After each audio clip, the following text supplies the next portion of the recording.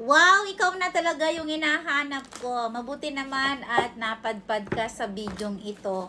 Maaring itong horoscope na reading na ito ay tumpak na tumpak sa iyong gabay, kapalaran.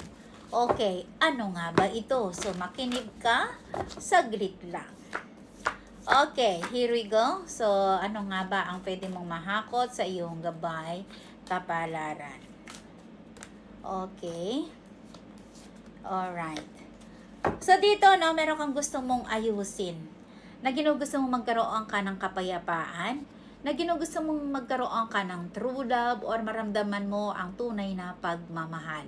If ever na dito ay meron kang minamahal ngayon, maaring kung sino man ang katunggali mo, kanino ka man ikinasal, or sino ang kasama mo, siya yung magiging true love mo. Or merong pag-ibig na dito ay magiging happy ka sa buhay pag-ibig mo, or meron kang sorpresa na hindi mo to inaasahan na darating sa'yo, na siya pala ay magiging true love mo.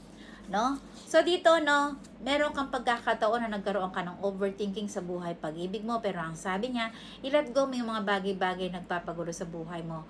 Go with the flow.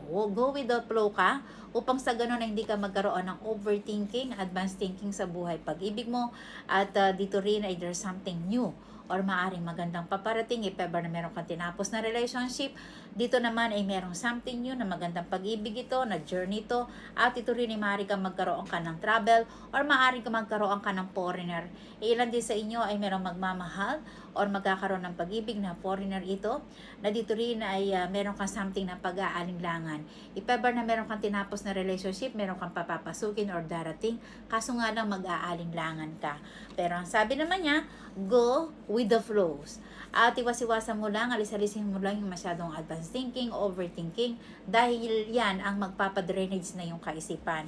So dito naman, meron ka mga pabugso-bugso, mga sorpresa or swerte na maaaring sa isang iglap lang magbabago ang sistema ng buhay mo. Meron ka magkasunod ng dalawang swerte na hindi mo to inaasahan. Kaya, i-claim mo na ito at palakpakin mo ang sarili mo. Na dito rin ay you are very busy ka sa iyong trabaho, and if ever na dito rin ay ginugusto mong makalipat ka ng mas magandang trabaho or makapag-ipon ka ng pera or magkaroon ka pa ng mga extra income, yes, mangyayari ito. So yun lang muna ang nagbabagang balita ng inyong gabay kapalaran.